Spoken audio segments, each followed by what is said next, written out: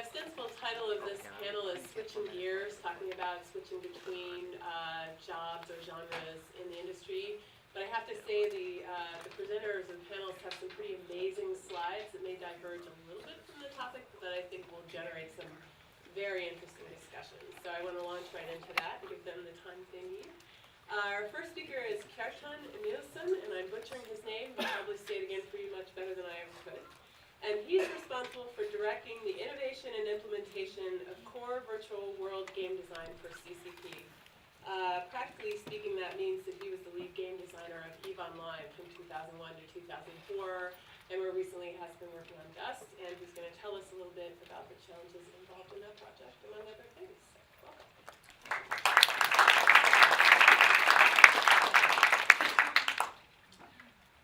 So yes, just a little background. I'm a physicist by nature, and been working as a game designer for years since 2001.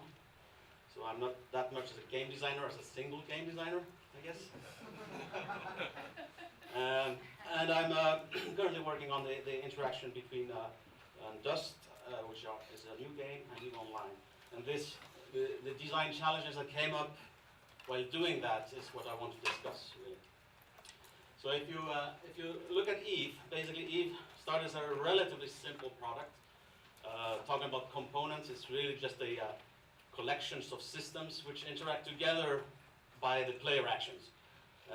So it happens in a very big world, and we've been gradually sort of adding new systems to the game that we don't really consider as a game, really, if you ask us honestly. The thing is that we're sort of building a machine that allows players to create stories.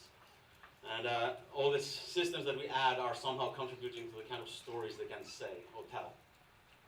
And so yeah, we've been doing this for years now, and it has become quite a beast of a product and quite daunting for many new players.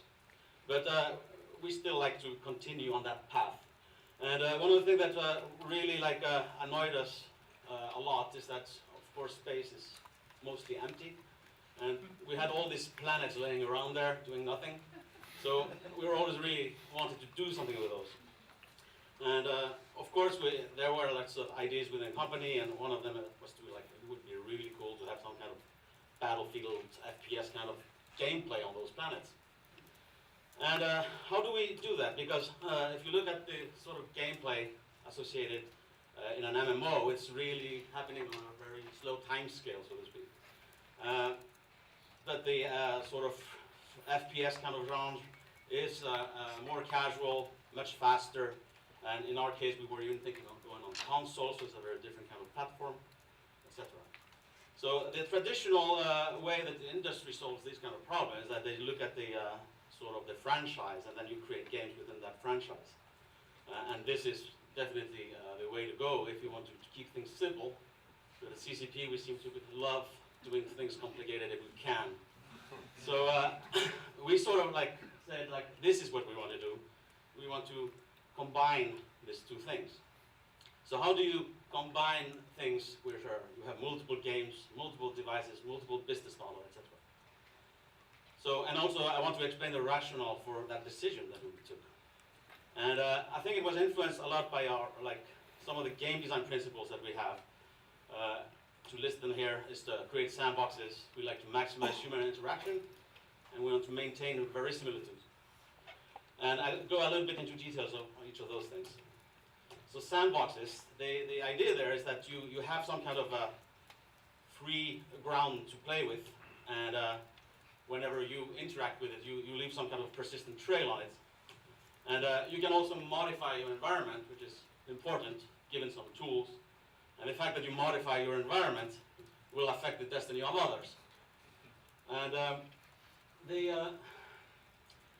idea here is that you provide the players with the tools and the material to build from. As soon as you give them that, they will build castles. And because they put their own effort into it, it sort of gives them a strong sense of ownership, and they will care much more for what they built themselves.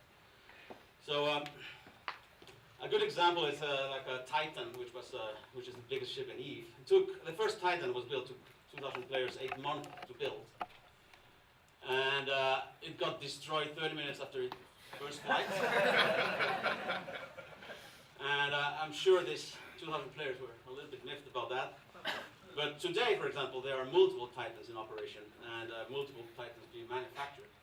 So you can imagine the industrial scale of this behind all the work that is being done to create that. Human interactions, that's another thing, is that because Eve is like, most games like to do multiple instances or shards.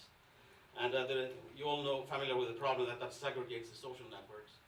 And the thing is that when you are creating a game which is basically a machine for players to create stories, the size of the social network will limit the size of the things they can build. And when I say things you build, I'm not necessarily talking about actual ships or something like that, but building like a massive organization of people is such a thing. So we like to keep it as a single sandbox and to have no limits on the size of things that can emerge in it. Then we have what we call the verisimilitude, which is maybe the most unclear concept here. But for people to really believe in a world, it needs to be believable. It means that whenever, like, if I open this door, I expect to come into a room. I don't expect scaffolding. So it's not about a question about like a graphic fidelity or anything like that. It's more like when you do something, you expect it to behave in a certain manner. And in the same way, whenever you do an action, you expect it to have consequences. And because those things will also have consequences, in the end it results in global consequences. And this is especially interesting in a single shot game where the action of one player can affect all the players. So we took a step back and tried to look what we really meant by the sandbox for Eve at the time, because we wanted to create this unity of two games. And so when we say like we have the tools, you can really say that in a way the tools are the gameplay that you're using. But then the question, what is the sand? Because you're building from that. What is the sand in our original game, Eve? And I'd like to argue that our sand is really like a combination of the structure that changes little, like for example the universe structure, but also some certain ground rules. A little bit like in physics, you have the preservation of mass. You have to have certain rules that you cannot create items for free, or you cannot like modify distances at will. So there are certain kind of constraints and rules which define what you can sort of modify. And all of this results as numbers in a database. So our sand is really like a multi-dimensional matrix in a database. And it's a live database because it's a live game where you have certain constraints on how you modify the data. And so just as like a player walking in the sand, literally in this, a player playing with this leaves like a data trail in this pile of sand that I drew as a matrix here. And when another player comes and modifies this, this is a sort of interaction. Even though we are used to think of interactions maybe as very explicit, just the fact that you modify the environment, just like you dig a hole and somebody falls into it, by modifying this pile of sand, you're modifying the world for the other person, and that is a way of communicating, even though you're not directly communicating. So this gives us a little bit this view where if you look at the gameplay as the tools, you could look at different games which are affecting the same pile of sand, and it doesn't matter whether some of the tools work at a different time scale than the other one, because ultimately you're still living in the same underlying strata, which is the universe, what we call the universe. So basically that is the task that we had to do, is to rethink Eve, try to factor out what we call the universe, which is this central pile, and then look at the game itself as a tool, and then think, okay, now can I add other tools to this? And this is what we're trying to do, basically. And so yeah, this is interesting here. For example, it can be interesting, like this. You shouldn't take this picture literally, but if you think of like Eve, for example, this is affecting part of the matrix, like the red dot there. you might have dust which is only affecting the green dots, and as such you might say, okay, there's no connection between the game. But then you can add a third one which sort of bridges this too. So you can add more like a vector of agency into this, which sort of combines all the things together, which is an interesting thing. And just to give you like a quick view of what we are looking at now, for example, is that, okay, dust is like a typical conquest kind of gameplay. You're playing for districts on the planet, some groups of people. You get some money for it, and as soon as money is involved, some other group of people are going to want to fight you. Then we come to the point, okay, how do we start like factoring this together? So we start by factoring together the social structures, so the corporations become the same in both games. And as such, that starts providing resources on the space side of things, and that is something that we know well.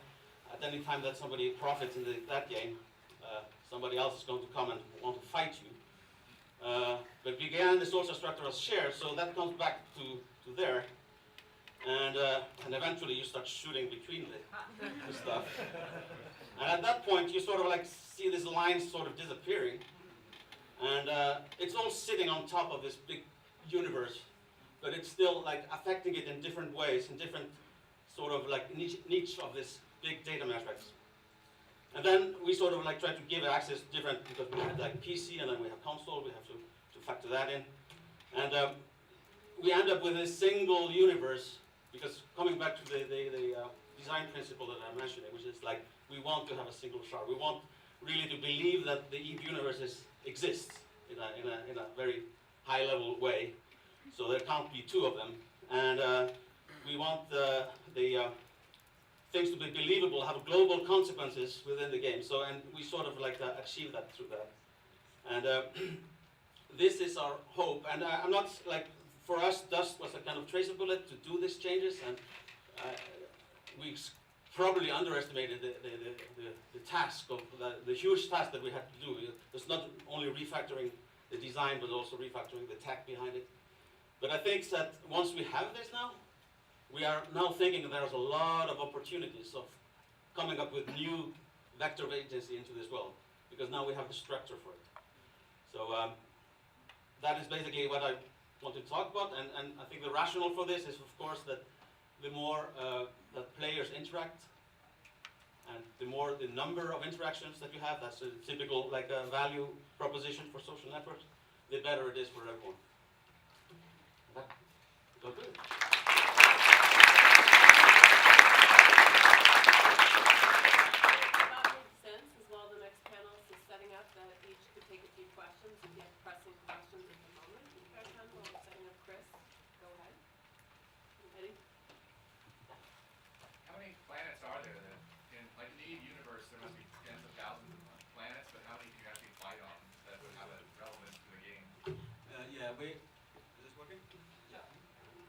We basically started by using only temperate planets, just out of content restrictions. We don't create the environments for all the different types of planets at once, and there are about 7,000 of those. So, do you start off with if nobody yet cares about a planet, does it sort of have a default set of characteristics that it inherited from before Dust? Yeah, absolutely. All planets, when they were created originally, had a set of characteristics. We sort of added the notion of districts on them, which was like placing at reasonable spots. We decided to do that rather than let players do that, because it would have been a little bit too difficult for us. But otherwise, yes, they share a lot of physical characteristics that were from the origins. Can I quickly ask you, Kjartan, how did you create those planets? Did they have a procedural base that you then hand curated? Are they entirely procedural? Yeah, the whole universe was actually created procedurally, and using various algorithms. Like, for example, the way the solar systems interconnect was actually a model for crystal growth, and the resource distribution also followed some like noisy logic. But it ended all, and by the way, just as an anecdote, it ended up as a whole script that ran for hours to generate it. But the random seed for it was 42, of course.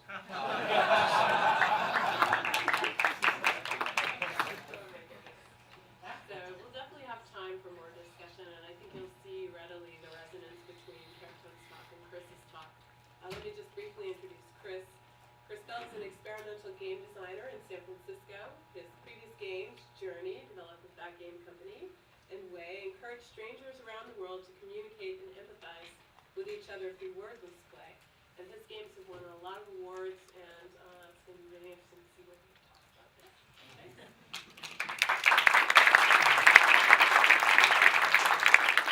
Everyone. First of all, I just want to say thank you for having me here at breakfast, and thank you for helping organize. It's quite an event, and so I'm extremely excited. As Kjartan mentioned, I've made a couple games to date. This is Way, and we have Journey, which I made with that game company. Both games sought to create friendships between strangers. So upon hearing the subject of switching gears, I looked back at those last two games and tried to sort of map my evolving design interests. You know, which elements of themes carried over from Way to Journey, which were reorganized or took new shapes, and which were sort of pruned or completely removed in the process. Basically, what have I explored already, and looking ahead toward a particular game that I'm excited about, something I've had in mind for quite some time. Where is all this sort of pointing to? Well, having had some distance from the launches of Way and Journey, when I look at both of those games now, it's particularly revealing to see how the player communities have changed over time. Sorry. At the launch of Journey, seemingly everyone wanted to get to the mountain. What's at the mountain? That was the big goal. Having seen it, they're no longer mystified by the puzzles or the sort of overarching narrative, and so they then naturally look elsewhere, just like in any game. And so they might look to the collectible symbols that are hidden throughout the world. They might look to the trophies that we've laid out for them.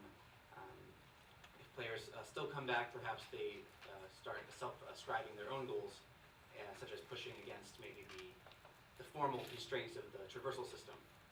So they practice how to fly far distances in tandem with others, without ever touching the ground. They discover sort of the nuances of the jumping that we have in there, and the sort of bad logic and sort of force constraints we put in there that are actually kind of arbitrary, but you didn't hear that.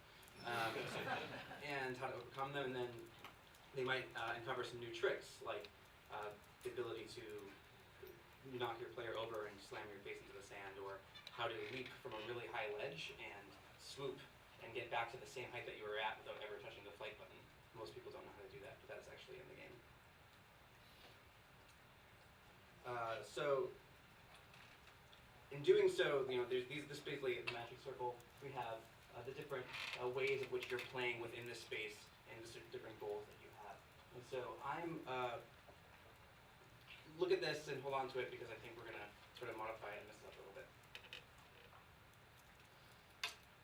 So the interest that far outlasts each of these, though, is and is true for both Way and Journey, is that bit of flux, which is the other player, the human being who adds the infinite more possibility in history that no designer could ever create themselves.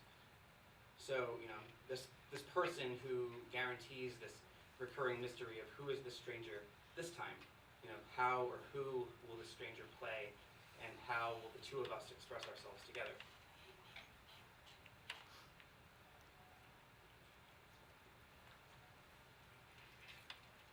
By linking these two free-choosing individuals, each with unique personalities, motivations, and goals, in a suggestive playground-like environment like Journey, new forms of performative play naturally emerge. With this talk, I'm going to share some of the improvisational folk games that players have created within the world of Journey, intentionally or not. I'll discuss how, both by integrating the play mechanics of these players and their intertwined mechanics, each have their own private personalities and intentions and motivations working sort of in flux with one another. And by pairing those in a deeply physical playground space like Journeys, these players can actually partake in folk games with each other without us ever needing to explicitly outline the potential for those games within the world. So I'm going to start by outlining some of the recurring roles or player types that we often see. Here's 4 that we identified during playtesting, and that over time have re-propped up, while playing Journey and playing it online. And we have the lover, the loner, the griefer, and the explorer. Each one of these, the lover, loner, griefer, and explorer, essentially results to, are you moving closer or further away from the other player? Journey is very much a game about physical space and the direction that you take. And so each one of these roles, when combined, with each one of these personalities, when combined with the mechanics of Journey, is really about, am I getting closer or further away from this other person? So a lover, for example, will follow the other player. A griefer will do everything in his power or her power to upset the other player's intention. So if the other player wants to get away, the griefer will be right there, at their back. A loner will seek isolation, and an explorer will, explore. And so, how did the combination of those particular roles in conjunction with each other create folk games? Well, for example, we have here in the Barrens, players performing follow the leader. Right? One, perhaps the explorer, is off on looking for things in the space, while the other one, the lover, is in tow. Or perhaps the lover sees that the explorer wants to see things and can tell that the explorer wants to go and find stuff, and therefore acts out of affection and shows those things to the other person. And so both of these roles can reverse and still have that same dynamic. We designed, thinking about Journey in the space that we built as playgrounds, the Barrens itself is this sort of initial recruiting space. It's designed as a circle, and so having a space where the sort of initial mechanics of the game are exposed, the lovers will tend to stay here and wait for new journeyers to come through so they can sort of recruit them and help show them around the world. Another folk game that sort of emerges is the dance, or the tandem flying, or there's probably a million names for it. We just kind of swap them in and out as we went. But the synchronized flying is this sort of thing that emerges where, as players stay together, they can charge each other up and can fly over really long distances. And what ends up happening when you find 2 players that can really fly well together, that becomes this sort of conversation. All of these things are examples of conversation between players taking place. And so players will entirely reject maybe the meta goal of getting through the level. They'll just weave with the landscape and play with the landscape to see as far as they can go. And that's, orthogonal to the overarching objective of, getting to the end of the narrative, so to speak. But this is the player's own narrative, and they're engaging in their own game that they've themselves created. At the end of the desert, there's a tower. I have a particularly, one of my favorite memories of playing Journey happened.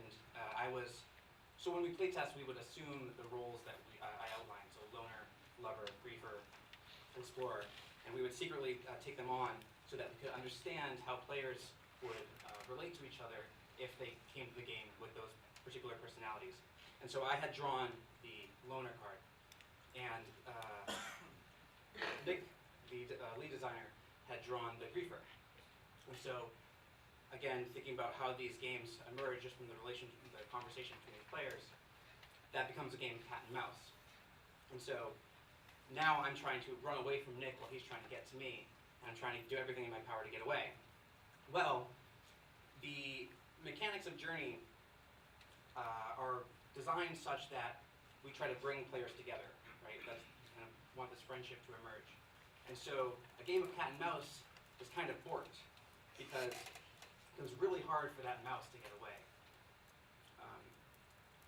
Well, when we got to the top of this tower, and what I ended up doing, which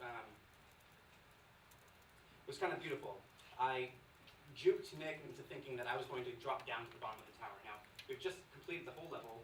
The next step is to transition into the next level beyond. To descend that tower is to, again, reject the overarching goal of the game. And so we are ourselves contained in our own little microcosm, our own little subgame that we ourselves have created. And so what I do is I jump off the ledge and Nick follows. But I end up, just as I go out of frame, I fly right back up and land on the ledge. He doesn't see that, he falls all the way down. Because of Journey's mechanics, when you get too far away from the player, you disconnect. And so we disconnect, haha, I had won. The interesting thing about that, though, is that that was a very beautiful and kind of profound moment because I had sort of subverted the system and found this new way of getting away, which we hadn't really pushed for players to find. We wanted players to stay together. And so that was really beautiful and it was really strong, and yet I couldn't share that with anybody. And I kind of, at that point, what was originally a game that was about me trying to get away and me not liking being with this other person turned into something where I almost wished that they had still been there so that we could sort of revel in that moment. And so I could kind of see the smile on his face when I found the way to get away. In the canyon, you see a lot of racing. You also see a lot of like tricks and sort of acrobatics and people doing what I would describe as sort of horse or bet you can't sort of style gameplay. Now, racing happens all throughout Journey. Players will constantly just sort of try to beat each other to the next gate or hit a switch before the other person can hit it, and that becomes again this other game where it's really not about advancing the narrative or seeing the space. It's really just about me in competition with another player. In the ruins, these are names that we self-describe. They're really not named anything. In the ruins, the normal course of action is to ascend this space by hitting these switches and filling it up with a sort of this glowing liquid or water that will help carry the players upwards and out of the ruins. Now that's how we designed it. That was the only way we knew you could solve it. It's a huge tower, and how possibly are you going to get through it any other way? Well, one of the other sort of games that emerges in Journey is this notion of rock climbing.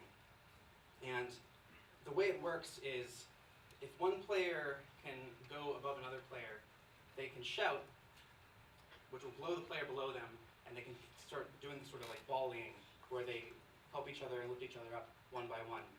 Now, that was something that we hadn't really, because of those awkward, like I said, those awkward height restrictions that we put in, those super arbitrary height restrictions, normally you wouldn't be able to climb the ruins that way by yourself or maybe with another player. But when you found that one little trick, it became this new sort of thing. Oh, you know how to rock climb? I know how to rock climb. And so players would just do that and just hang out in that space, showing each other or trying to see how they could do it, because the way you navigate the space was very, very different than the way it's here. You literally can get up an entire tower without ever touching an entire switch, and that's not something we even intended.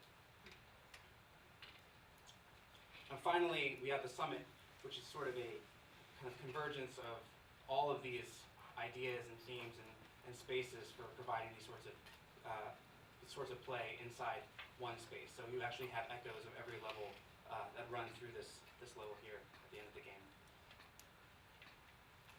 Sort of to give you a sort of a playground paradise. And with that, we actually kind of supercharge the player and let them kind of do endless things they couldn't do before. And I think that sort of speaks to this notion of we're just trying, of us trying to provide a place for you to just play in and be in versus maybe some other overarching goal. In totality, each of these it's very important that each of these spaces provides a sense of playground or play that is different from the former, and it's important to recognize that the shape of the landscape and the shape of the world we're in acts as a constraint and informs the ways in which we play. And so these are the various games that you can actually find in Journey. There might be more. Peekaboo is a common one. Hide and seek. Hide and seek happens in the barrens with those giant bridge structures. Players will commonly run behind them and evade each other, and then try to get really far away and hide behind a rock so the other player can't find them. Again, synchronized flight, cat and mouse, racing, rock climbing, horse, follow the leader, tag, and then sort of tricks where it's like, I think like, it's almost kind of like a take on horse, but a little bit more of sort of like acrobatics and things of that nature. Now, where Journey is about both about the physical proximity, direction, navigating space, and about one's relationship to the other, so too are the games that emerge from within Journey, right? It goes without saying that every game that comes out of Journey, or is inside Journey that players create, must exist as a subset of Journey. Well, when we look at playground design, we're trying to create spaces that afford, new sorts of games to emerge. And so this is the Woods of Net, which is installation by Toshiko, I hope I'm pronouncing this right, Makadam. And it's interesting to sort of look at the properties of the Woods of Net and understand how they sort of correlate to Journey and maybe new suggestions that they offer to sort of create these playground-like spaces. So, for one, the whole space is sort of interactive, it's climbable, it's a giant net. Every inch and square foot of it is, an opportunity to play. Also, you have these holes in the center, which the children can kind of emerge through. And then something that's a particular note that the artist comments on is the sort of grid-like nature to it, and how the colors are dispersed throughout the space. That actually, the children actually take use of that and apply their own game mechanics to that space using the sort of grid and the colors that it provides.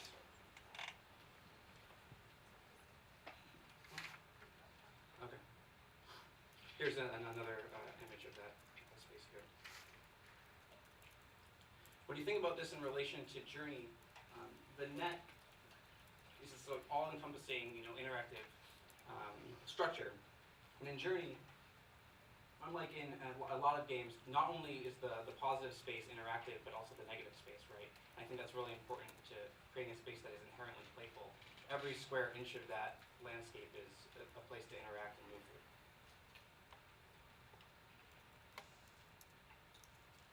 Here is 3D Squared. It's an installation by USED. It's in New York, I believe.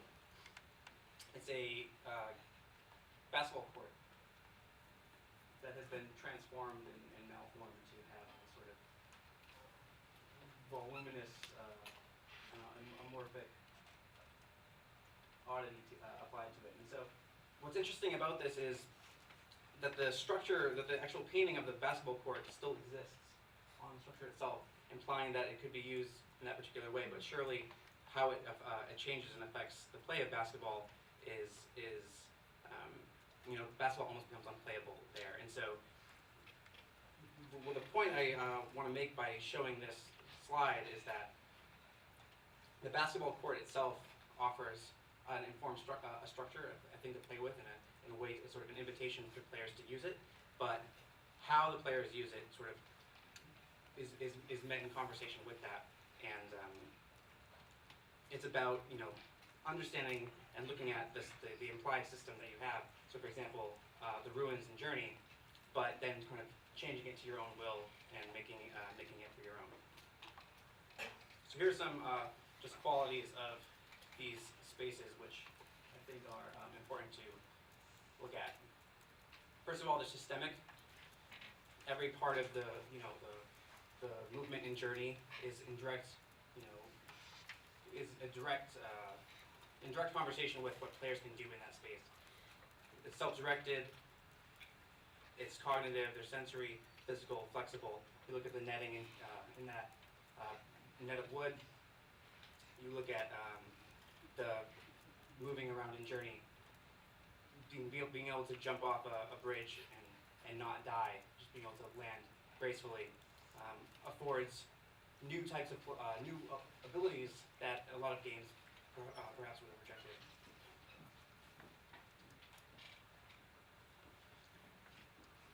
So when we think about the magic circle and looking forward at future games, or what I would I'm excited to kind of create moving forward is the ability to really focus on this ability to allow players to kind of construct their own magic circles within games.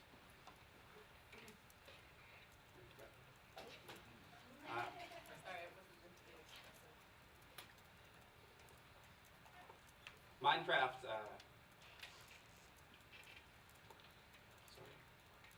Minecraft does this well because it allows you to sort of repurpose the space on your own, right? Every molecule of that space can be transformed and reconstituted and reconstructed for the designer's own use, right?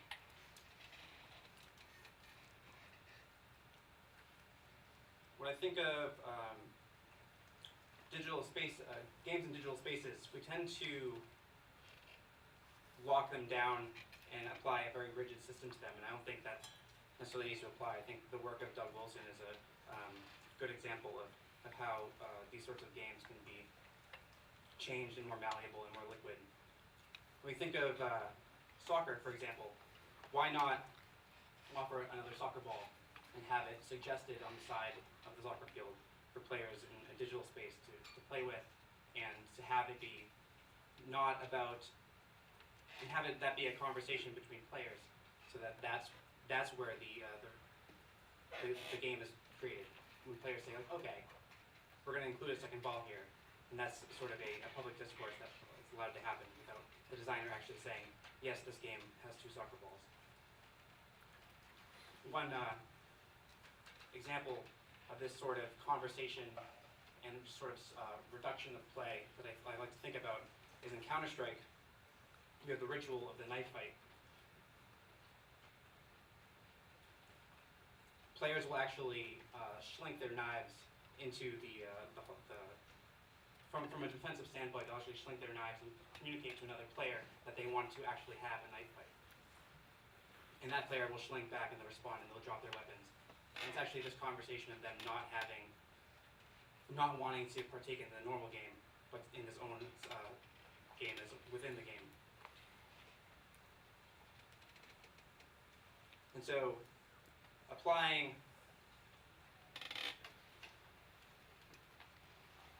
what I want, so basically, thinking about taking down I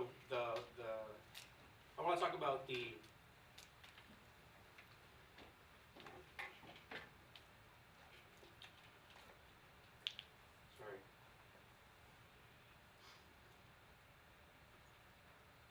I'm talking about the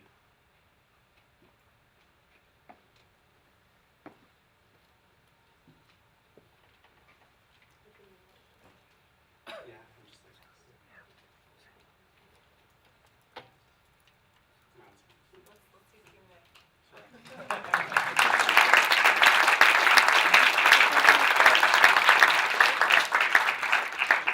So while we give the 2 speakers a chance to switch gears or switch setups, if anybody has any questions for Chris?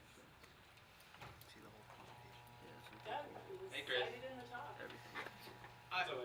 At the risk of being that annoying guy in the audience, I want to tell you a quick story that I think really bolsters the talk. So my roommate, Needless, does this amazing thing when he plays Journey, which is he doesn't really care about the game, but he wants to find all the glitches in Journey. So what he There's does, plenty of glitches in Journey. and so what he does is he waits. He like goes through person after person, waiting for this person who will like go off with him in a weird direction and try to find the glitches. And the rate is something like 1 in every like 100 or 200 people he like finds her. So he'll literally play Journey for hours, like waiting for that one person who will like go with him on these weird glitch quests.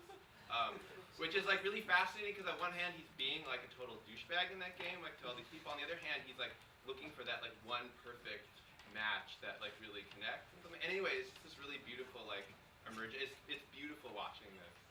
So anyway, that's my story for you. I prefaced that saying it wasn't. Okay, I also have a question. This is not a question. I thought, yeah, that was lovely. Thank you. And I mean, I don't know. To me, it's so interesting that, in some ways, the emergence of these player-created games is a response to some of like what I see as, or a match it against, in a way, to what I see as kind of Genova Chen's rhetoric, which is sort of anti-game.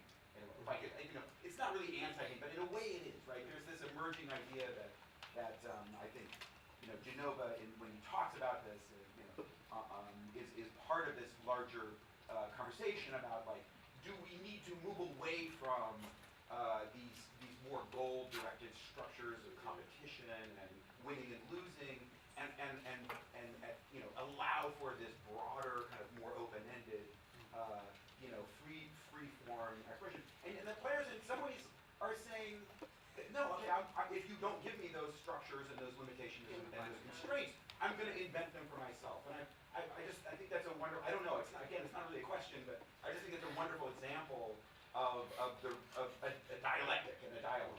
That neither of these things is necessarily true, but they go back and forth. Well, there's an inherent dialogue in also just trying to understand who this other person is you're talking with. Yeah. And in that conversation, you end up, finding rooms for improvisation and gameplay Yeah. that weren't there before, or that might have been different. Yeah. And that might have been restricted. Had you enforced some sort of game system upon those two players, right? Yeah. And given them roles versus them define their own roles together. So giving flexibility for them to step in and create. Great. Oh, Sorry. one I more. might be able to turn that into a question. I mean, so in Journey, it's really interesting. You decided on a goal. The goal isn't, it's not immediately obvious, and the ability of the characters the players to interact with each other is so limited that it almost forces them to start to come up with some of those other games. And you could have gone in other directions if the goal was more prominently what being here was about. People would funnel toward it. On the other hand, if it wasn't there at all, people might not be there at all. They don't have a framework in which to start communicating about what they should do. So it seems like it's an interesting balance. How did you decide that you found the right balance between determining the goal and leaving the goal open? So a lot of the role design that just came from making everything sort of converge towards helping one player helping the other. And what you ended up finding is that there's actually these sort of antagonist roles, like the griefer. Like we're like, oh, how do we eliminate griefing? How do we make griefing feel good?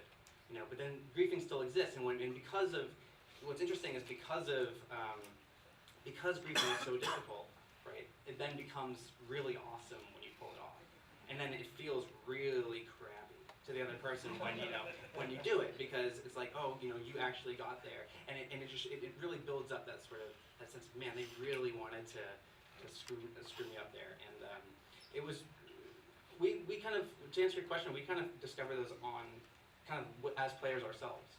We just played through Journey and tried to make it feel good, and along the way, we sort of, as we exhausted the different possibility spaces through the game, our sort of social relationships to each other just sort of emerged, and we found new ways in which we wanted to play.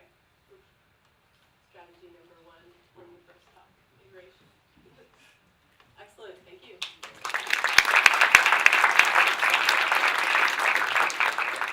So our last panelist is Richard Lemarchand, who is a game designer as well as a writer, speaker, a consultant, and most lately an educator. He's currently at USC. And you might know him as the lead game designer at Naughty Dog on several very well-known games. And in the interest of time, I will just let him speak for himself.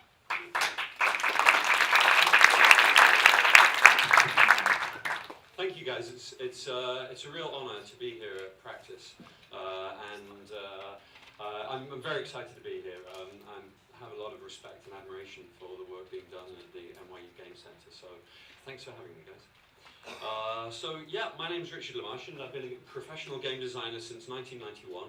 I've worked almost exclusively in console games, in the world of home game systems, and until quite recently, as Kjartan said, I used to work at Naughty Dog, which is a studio in Santa Monica in Southern California, which is wholly owned by Sony Computer Entertainment. But earlier this year, I did something very unusual for someone in a position like mine. in the AAA console game industry, I joined the academy. I joined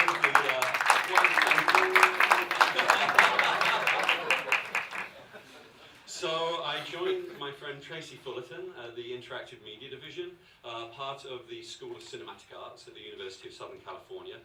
And I think that this move on my part took a lot of people in the game industry by surprise, and seemed like an odd, maybe even a bizarre thing to do. But for me, the transition's been an extraordinarily positive one. It feels like both a natural evolution of everything I've done up to this point, and an exciting new set of challenges. So let me set the stage a little bit regarding my career so that you can see what you make of my journey to USC. I'm another physicist, like Kjartan, except that I tacked on some philosophy. And I think it was the fact that I chose to study, it was kind of a double major for my degree, was partly a reflection of my life up until this point. I'd done well in math and the sciences in school, but I'd always been interested in the arts. I was always drawing and making music and acting in plays. And I think that it was having a degree that ostensibly mixed a science and an art. I'm not sure whether philosophy is an art, maybe it's the science of thinking clearly. But I think this helped sell my first employers on the idea that I could be a game designer. So in my professional life, I've mainly worked on storytelling character action games. My first job was with Microprose in the UK. The very first game I worked on was F-15 Strike Eagle 2, which I think was the second ever real-time 3D game on the Sega Genesis. Maybe that makes it the second ever real-time 3D game on any console, I'm not sure. Maybe someone can set me straight. And at this time I was mentored by a group of guys, game designers, who were mainly paper game designers. They'd come from the world of tabletop games, role-playing game design. Mike Brunton, Jim Bambra and Steve Hand. They'd worked at TSR and the Games Workshop in the UK. These guys taught me my basic game design skills, how to touch type, how to lay out a document and proofread it. But more importantly, they were the people who these are fundamental skills, I think, for a certain kind of game designer anyway. But more importantly, they introduced me into rigorous systemic ways of thinking about game design, about deconstructing a game's design, critiquing it. And they also introduced me to the idea of playtesting, which is very important for paper game designers. But my real passion was for platform games. I'd grown up enjoying games like Jet Set Willy on the ZX Spectrum, which was kind of a game that took the platform game model from the arcade, where the games had to be very short, games like Donkey Kong, and because it was in this home game context, the games could now be longer form. So I think Jet Set Willy was one of the first kind of large-scale explorative platform games where you had 100 locations. It was mainly oriented around skill. The narrative layer was very thin, but it was very juicy, at least to me as a teenager in the UK. It had these bizarre kind of pop cultural elements, almost kind of psychedelic elements. So that really sort of, games like that spurred my interest in action games as cultural artifacts with potentially larger reach. And then I was particularly interested in storytelling.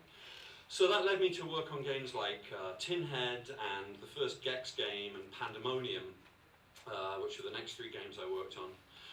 And then I got the chance to realize some of these in-game storytelling ambitions in the second Gex game, which was the one on the top right here. This was the first game that I worked on, the first 3D platform game that I worked on. Mario 64 had come out shortly before this, and of course this was a major influence. So, and then I went on to work on the Soul Reaver series of games. And on these games I began working with Amy Hennig. Amy is a creative director at Naughty Dog now. We began work together in 1997 working on the Soul Reaver games, and with only a 6-month hiatus when Amy moved to Naughty Dog from Crystal Dynamics in Northern California. It took me about 6 months to get my arse into gear and to follow her down to Southern California. We worked together for 15 years until the spring of this year. Now, Amy's an amazingly talented game designer. She's very meticulous in her design approach. She's very oriented towards research, planning, discussion and analysis of game design. She's also a very iterative game designer. And she's one of the, for my money, she's one of the best writers in video games. She wrote nearly all the dialogue in the Uncharted games and played an instrumental role in the creation of the series, and really innovated into being the performance capture process that yielded such an entertaining storyline for the Uncharted games, with such great chemistry between the characters, which I think is very important. So we worked together on this game series, a trilogy, the Soul Reaver games. They were about this demonic creature called Raziel. He was a former vampire prince whose immortal body had been destroyed, but whose soul had been brought back into being by an ancient god to do his bidding. So we had a couple of main inspirations for this game series. One was the light and dark worlds of Zelda. Because of Raziel's nature, he could move between the physical world. He kind of dragged together atoms to make himself a physical body. And when that body was defeated, then he would move into the spectral plane, this kind of ghostly world, whose nature was determined by the other major influence for this game series, which was German Expressionist cinema. And the Expressionists, of course, were interested in in breaking up the rectilinearity of the conventional theatre set, using jagged lines that leaned in to create kind of dynamism within the cinematic frame. And we used all those same techniques in the spectral world that Raziel could explore. And then there were all kinds of other influences, bits of Gnosticism, Hindu mythology, Shakespearean tragedy. And so those games were really, I think, where Amy and I and our other collaborators began to explore the terrain that would later inform our work on the Uncharted series. So after a while, I followed Amy down to Southern California. I worked on Jack 3 and Jack X, which helped me kind of get my feet under the table at Naughty Dog before moving on to work on the Uncharted games. So these were contemporary, as you probably know, contemporary reinventions of early 20th century pulp adventure, which was a genre that we thought was being chronically underserved by contemporary video games in the mid-noughties. Because with some rare exceptions, really all the colour, both literally and figuratively, had kind of drained out of AAA video games by the mid-noughties. So that we thought it was a great opening for us there to make a game series that not only had all of the action that video game, console game fans love, but that had some comedy and romance in the mix. And I think it's those two components, more than any others, that make the Uncharted games as enjoyable as people find them to be, certainly in a storytelling sense. So I was the lead or the co-lead game designer on all three of these projects, and I regard myself as very lucky to have had a position like that on these incredibly, extraordinarily talented teams. And the Uncharted games were very successful and have become this kind of tentpole game series for Sony, which they're now spinning off into games on other platforms like the PS Vita, into comic books and novelizations, and there's even a movie in the works. So in terms of transitions, coming back to switching gears, in terms of transitions in my career up until this year, I regard the changes as really having been very gradual. For a start, I've chiefly worked on similar kinds of games, storytelling action games, going from 2D to 3D platform games with bipedally traversing player characters and combat systems as kind of the meat and potatoes gameplay, with some puzzle solving or problem solving to kind of sprinkle some paprika on the meat and potatoes. And you know, I had a couple of exceptions. I worked on a flying game and a racing game, and each of the games I worked on had progressively more story and became progressively more systemically complex in terms of their gameplay components. Another thing that provided me with this kind of gradual evolution was the fact that I stayed at the three companies I worked for an unusually long time. I was only at Microprose for 3 years, but I was at Crystal Dynamics for very nearly a decade, and then at Naughty Dog for 8 years. And I think that all of this created a lot of continuity for me in my design practice, of a kind that I think was valuable to me, especially in this context, working towards games like the Uncharted games. I think it really expanded the scope of what my collaborators and I were able to do. Lots of people in the games industry jump around a lot, which can be fine in some contexts, but I think all those resets that you then have to endure leave you in something of a disadvantaged position when you're working towards something as extraordinarily ambitious as the Uncharted games. And there were, it wasn't just Amy and I who travelled together from Crystal Dynamics to Naughty Dog. Evan Wells, who's one of the studio co-presidents, we worked together at Crystal Dynamics. Bruce Straley, who's now the game director of Last of Us. I first worked with Bruce on that second Gex game at Crystal Dynamics. So there's a bunch of us that kind of stayed together down the years, and I think that all of these things, choosing to work in a particular genre, staying in one work setting for a long time with a relatively stable group of collaborators, working with the same core group of people over time, I think this builds towards what the game designer Gary Penn calls a game team's repertoire, you know, as contrasted with the repertoire of a theatre company who specialises in Shakespeare or Beckett. Building up a body of work around some domain that you know how to operate in, you learn how to operate in well, allowing you to work towards more ambitious things. So in the course of the last few years, indie video games have become an increasing focus of my digital game playing life, at least. And of course there have always been indie video games. I dare say that Jet Set Willy was an indie video game. You know, many of those game makers in the 70s and 80s were indies, at least until their companies grew in size and eventually went public. And my interest in the world of art games has also grown over the last few years. Here's The Marriage by Rod Humble and Passage by Jason Rohr, of course. And alongside that, my awareness of games and play as a cultural form in their own right, stretching back thousands of years, has also grown. And I think this is dovetailed nicely with my new life as a professor.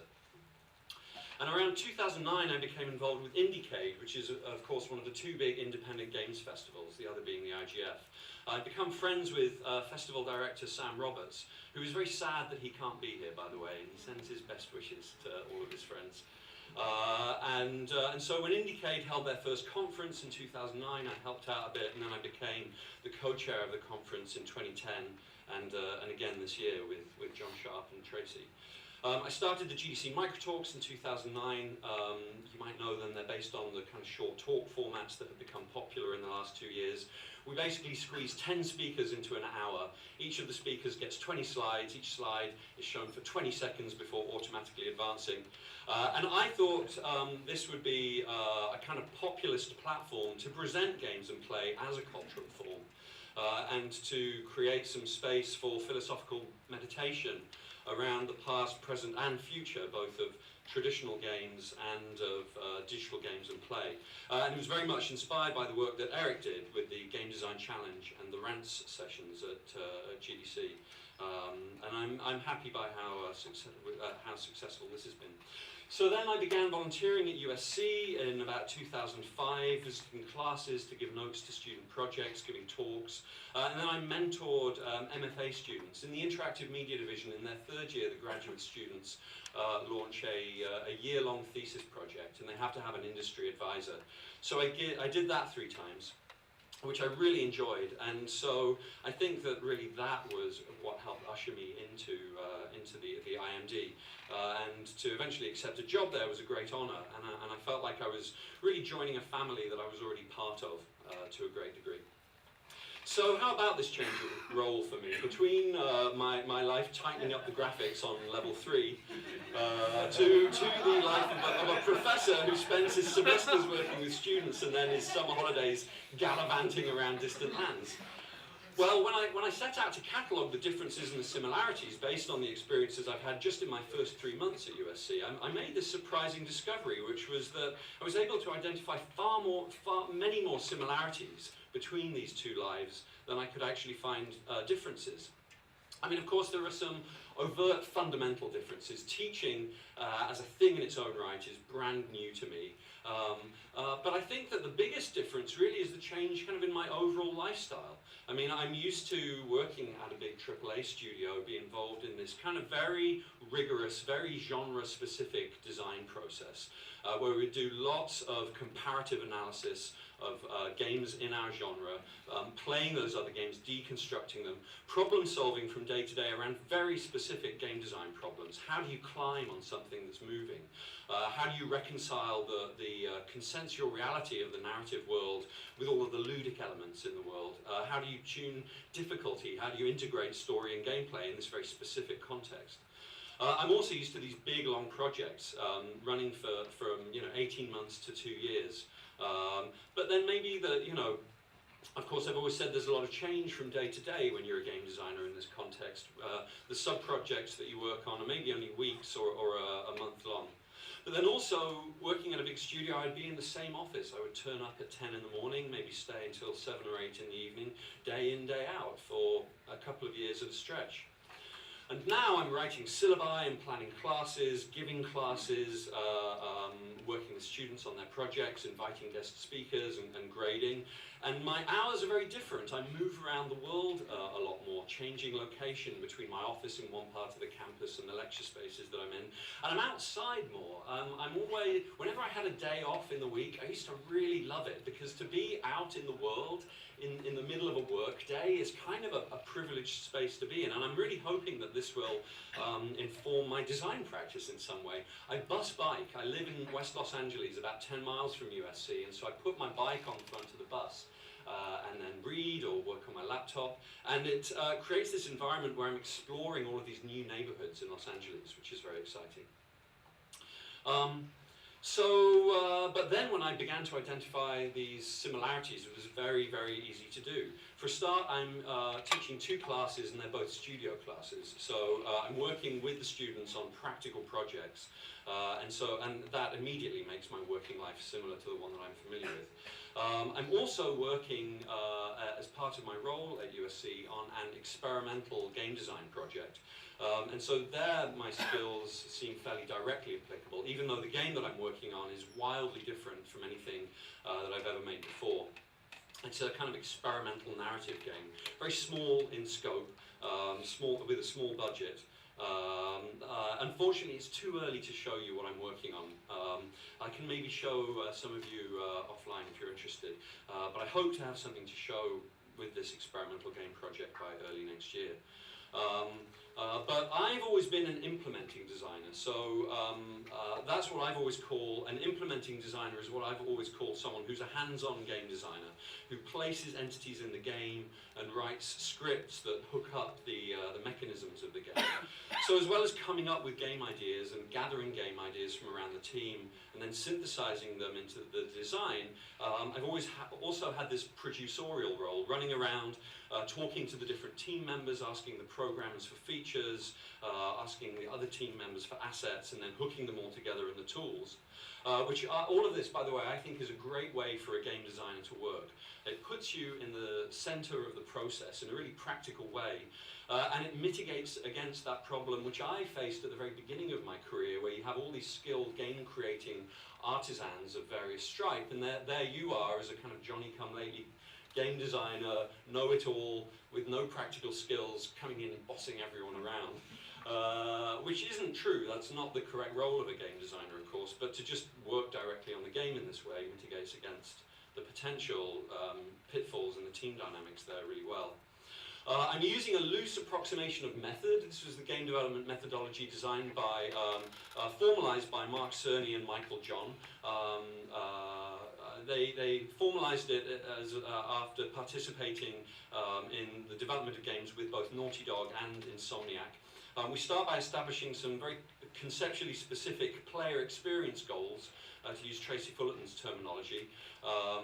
Goals which are conceptually specific, but in other words, like let's make a game about Schadenfreude, but which are wide open in terms of the specifics of the game design. And then we have a very free-form pre-production phase resulting in a game design macro, a kind of abstracted game design document with a good level of abstraction so you don't waste time on details that get thrown away later. And some kind of vertical slice. Of course, vertical slices are slippery beasts, so maybe that looks more like some kind of system prototype at the end of this free-form pre-production phase. And then moving into a full production phase, which is much more concrete and specific, where you have a schedule and these specific milestones. I found working with students to be a lot like working with some of the younger designers that I've worked with over the years. I give them design notes and production advice. Sometimes they design games in styles that I'm not particularly familiar with, and that's where I try to appeal to the kind of the knowledge that I've gleaned about design with a capital D over the years, kind of appeal to some of the underlying design principles that I've identified in my experience. And I'm usually able to find some way of being helpful to the person whose work I'm looking at. But sometimes I have to admit that, that I just don't know the answer and talk it through with them. And of course, the game development, the educational style at USC is very much based around what Tracy calls play-centric design. So rapidly iterative game design and game design with an emphasis on formal playtesting of the kind that I was familiar with from working at Naughty Dog. And then I try and orient the students very much to communication skills, just with a very few key principles. Clarity, choosing your words carefully in a design conversation, trying not to use too much jargon, which may not be shared by the group. Brevity, trying to be brief and to the point in a conversation, coming at the most important points first and presenting points one at a time. And then listening, the most undervalued communication skill, actually listening, but then active listening, nodding along. This is something that a lot of young people, I think, don't know how to do. Thank you, Frank. That's some beautiful modeling of active listening. And then finally, conflict resolution is a key communication skill. Staying very focused on the concrete realities of the game that we're making as a way of avoiding interpersonal conflict, and then appealing to some external authority, like the game director, or to me as the professor, if you're not able to resolve the conflict yourselves. And my goal with working in the students on their communication skills is to really make them better collaborators. Because of course, in something that's a world like ours, which is very cross-disciplinary, communication skills are key to making that happen. And I try really, even though I know it's very important that I remain a professor and I'm not trying to be a friend to the students, I do try in these design conversations to act as a peer, to act as another collaborator on the project. Rather than as an authority figure. So I'm constantly telling them, well, here's what I think, but at the end of the day, it's your project. Because I believe that to bring out the best in people, you really have to treat them like a peer. You have to honor their unique abilities and experience. And I really learned this working at Naughty Dog, so I'm continuing to do that.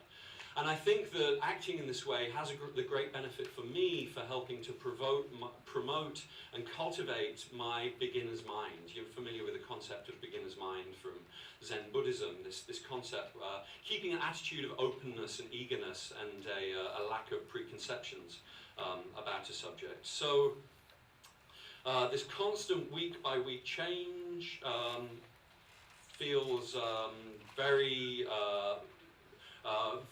recognizable from my AAA career. Am I just out of time? Yes, okay. In that case, I'm going to wrap it up there. And so what it all boils down to is the more things change, for me, the more they stay the same. Cool. So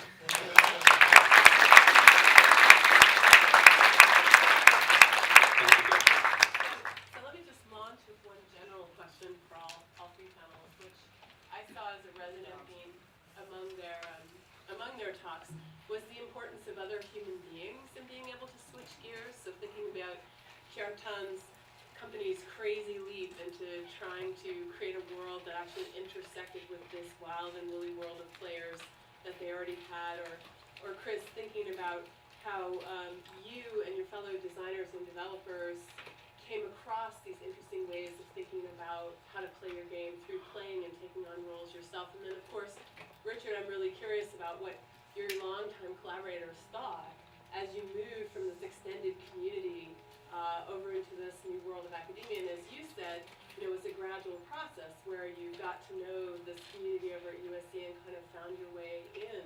So I'd love it if the panelists would meditate a little bit upon what relationship other people have to your ability to switch gears, or what led you into switching gears in terms of others. Hello. Yeah. Okay.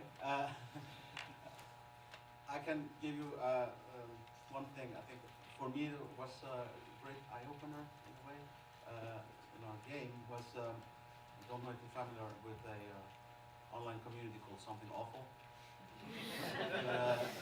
They're basically our community that's sort of want to grief people all over the internet.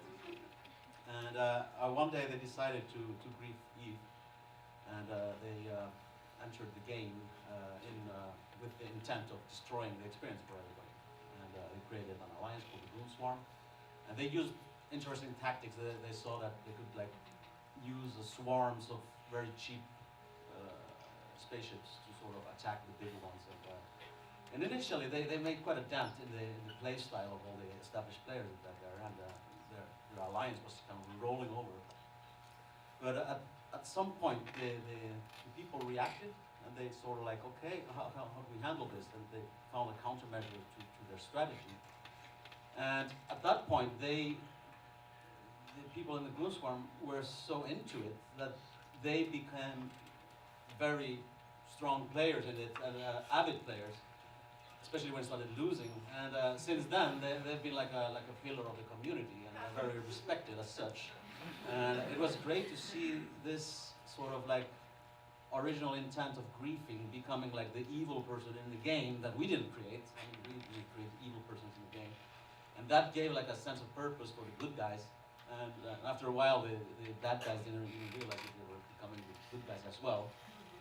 And I think for us it was really to look at talking about balancing. I think it's interesting if you can create an environment that is coming from chaos physics, that there's like a notion of robustness in the system, that you can sort of kick the system and it will like go out of form but sort of come back into shape.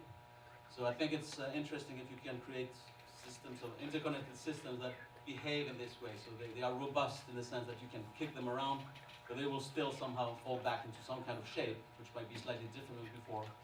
And in our case, it's the people that are doing that, and the game structures also try to adapt to it. I was just going to add that concept of robustness is part of the world of systems theory as well. You know, as evidenced by Donella Meadows, she talks about it in her book. Yeah, it seems like a key.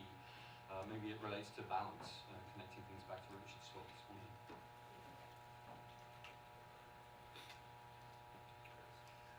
Did you? Anything you want to add to that? I'm really interested in whether people in your company took on characteristic roles, and you mentioned those 4 different roles. So did people have archetypes or personas that they typically played? So yeah, despite the lack of, I guess, communication ability there might perceivably be in Journey, there's enough an expression in the game that allows you to sort of understand the sort of human behind the person. I think that's really important. We talk about sort of limiting the nonverbal communication, creating nonverbal communication and limiting speech, but it's important that you can still sort of understand the sort of opinions and feelings behind another person. And so you often be able to, I could always kind of get a sense of like who I was playing with just based on the way they might, chirp their journey, or the way they might, lead me with a certain jostle of a joystick. And it's that subtlety that I think allows me to feel actually picking up on those subtleties allows you to feel very close with these other people. The broader strokes, maybe less so, but when you actually can get a sense of the slighter gradient, you kind of get a better, I don't know, you just feel a lot more kind of close to like who or how they're playing.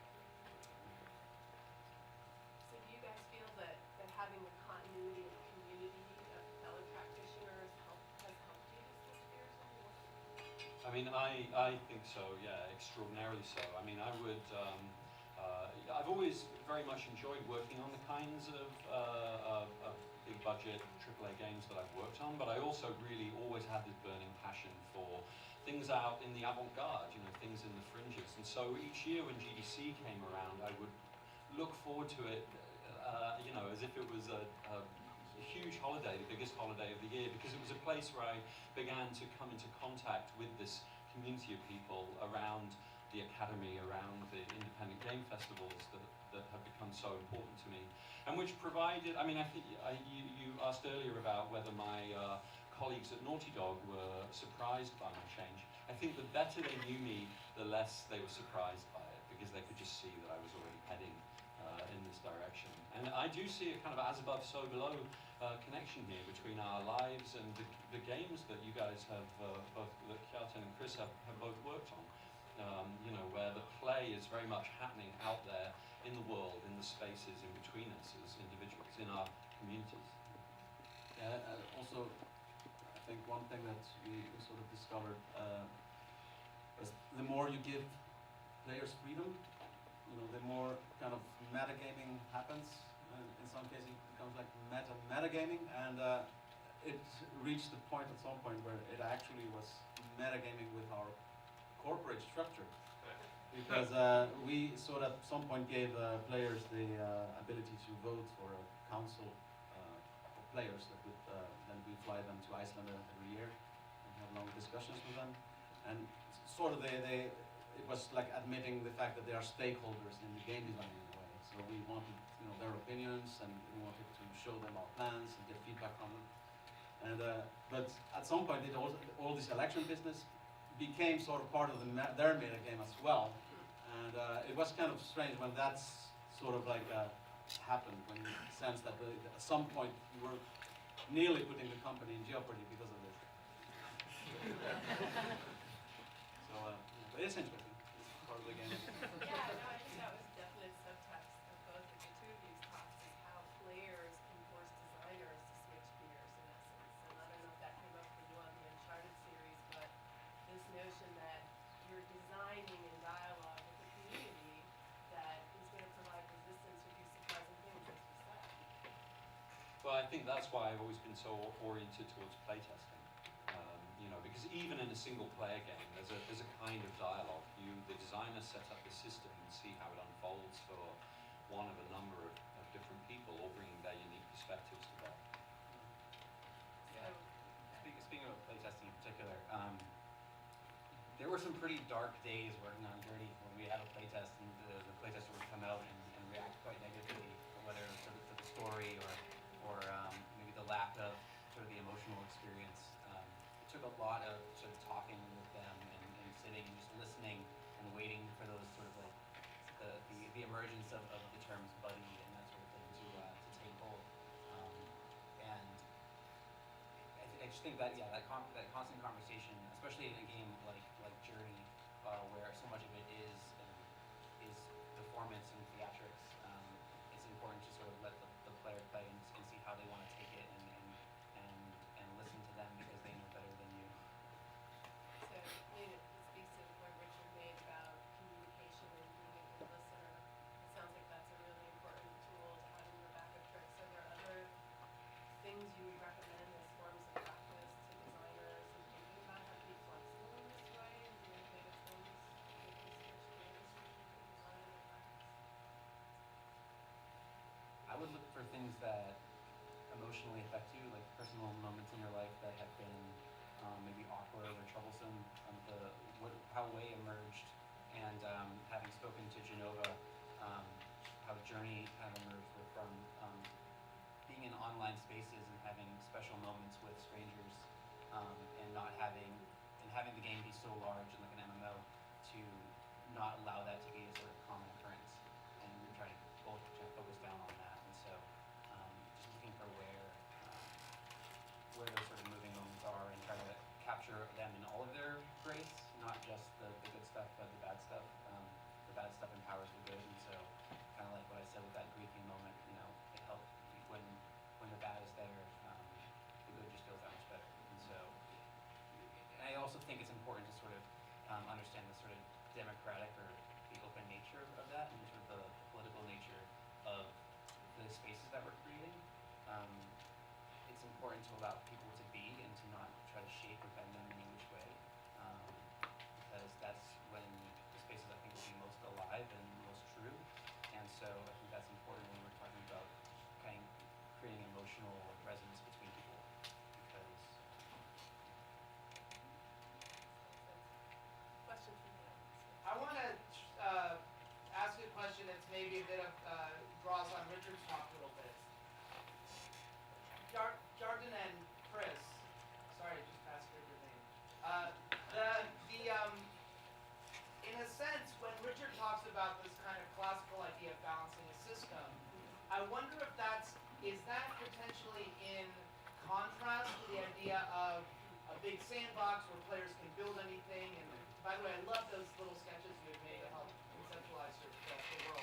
Or is it a contrast to, Chris, what you talked about, which harkens back to Bernie DeKoven's ideas about, blurring the line between players and designers from the 1970s, or even what Charles Pratt has spoken about when he talks about give players tennis balls, not the rules of tennis. So in other words, and your design processes on a day-to-day basis, not this sort of ideology of what's a proper game, but in your day-to-day basis, do you use a kind of Garfield-style classical balancing techniques, or do you also have to work against it and leave room for unbalance in your games to provide for these kinds of larger spaces? And Richard, maybe you have something to say. If I can maybe, is it okay if I go a little bit into mathematics? First of all, I think I personally have, because I'm tainted, I look at this a little bit from my point of view of physics, is that for me this game balancing that Richard talked about is a little bit like discrete mathematics, where you have rule sets and you have a very quantitative approach. And for me, for example, my background is in chaos physics or pattern formation in physics, which is more like a field approach, with more continuous systems where you don't necessarily find the solution. There's no exact solution, but there is like a qualitative solution to stuff. So a weather system will generate clouds, but you can't really say what the shape of the clouds are, but they will be clouds. So I think that at least that's how I looked a little bit originally with the systems, is that I tend to look at it a little bit like a dynamical system. Is that you have the individuals, they can react